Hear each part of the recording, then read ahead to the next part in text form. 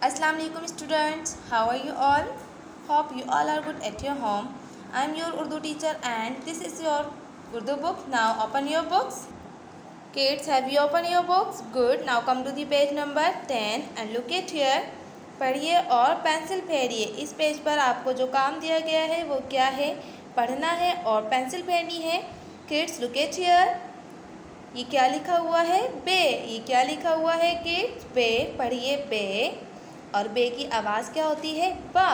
बे की क्या आवाज़ होती है? बा। Look at here. ये क्या बना हुआ है? बादल। अब मेरे साथ पढ़िए, बा बादल, बा बादल, बा बादल। और किड्स ये क्या है? बारिश हो रही है, तो अब पढ़िए, बा बारिश, बा बारिश, बा बारिश। Now trace with the help of pencil like that. पढ़िए किड, बे। क्या लिखा हुआ है ये? बे।